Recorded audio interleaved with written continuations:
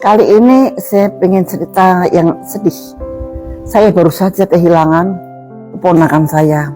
Keponakan saya berumur 37 tahun dan dia termasuk anak yang sukses. Dia sudah punya anak satu. Dia meninggal dalam 4 hari.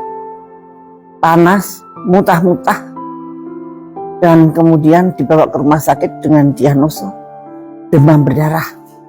Tapi hanya 4 hari kemudian meninggal.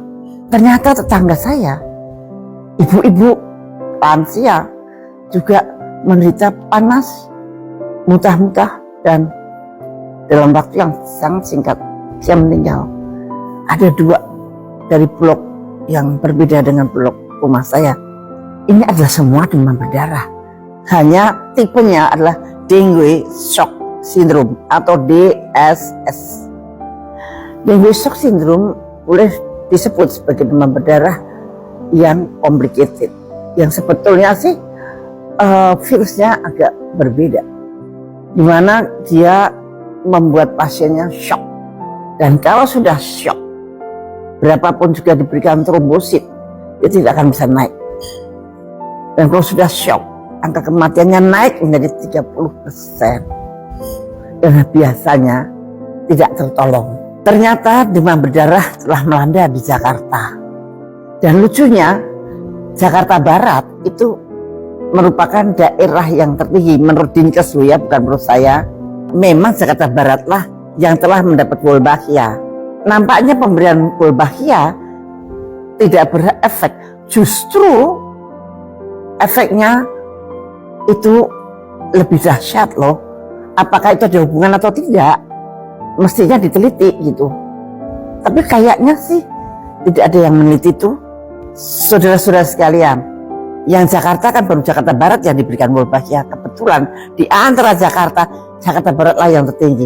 Ini menurut laporan pada tanggal 18 Maret oleh Dinkes Kesehatan. Dan kemudian dari Bandung juga mengatakan, Dinas Kesehatannya juga yang mengatakan bahwa demam berdarah itu sekarang karakternya berbeda dengan demam berdarah yang seperti dulu. Dan Bandung juga daerah loh yang disebarin Wolbachia di ujung berung. Apakah ini nggak ada hubungannya? Malah Menteri Kesehatan akan menambah Wolbachia lagi karena demam berdarah naik. Oh no, menurut saya jangan Pak Menteri, janganlah ditambah Wolbachia. Ini suatu yang mesti harus dipelajari. Di sini ini mesti harus ada yang benar-benar mempelajari dengan baik. Karena pengaruh apa? Mungkin pengaruh musim, ya. Sama-sama musim Jakarta Barat, Jakarta Timur, Jakarta Selatan, Jakarta Barat sama. Tapi kenapa Jakarta Barat aja? Kenapa Bandung yang Dinkesnya berstatement bahwa karakter dari demam berdarah sekarang berbeda? Memang berbeda. Saya jadi ingat yang ada di Brasilia mau disebarkan 5 miliar nyamuk. Ternyata bukannya menghilangkan demam berdarah, tapi justru menaikkan sampai 400%. Walaupun di sana di Brasilia itu nyamuknya itu treatmentnya berbeda dengan nyamuk yang di Indonesia. Kalau di sana dengan rekayasa genetika, dengan GMO, tapi kalau kita dengan diselipin saja dengan metode yang agak berbeda, tapi tetap juga rekayasa. Walaupun rekayasanya tidak murni seperti GMO. Jadi bagaimana dong Wolbachia? Tapi kita semua harus bergerak dengan PSN dan 3M. Pak Menkes sudah mencontohi bagaimana 3M, bagaimana membersihkan genangan-genangan air di sekitar Anda. Itu sudah tidak bisa ditawar lagi.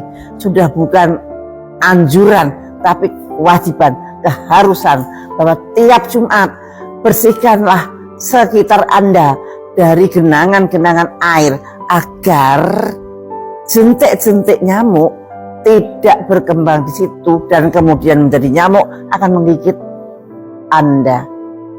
Ingat, karakter demam berdarah yang sekarang ini adalah justru yang terkena dewasa, muda, dan lansia. Nah, apakah perlu vaksin? Itu pertanyaan. Netizen pasti menanyakan, apakah perlu vaksin? Justru sebetulnya vaksin mungkin ada gunanya pada saat-saat seperti sekarang ini. Tapi walaupun pemerintah sudah siap, tapi belum ada izin dari WHO. Saya tanya ke Kemenkes bahwa belum ada program nasional, Bu.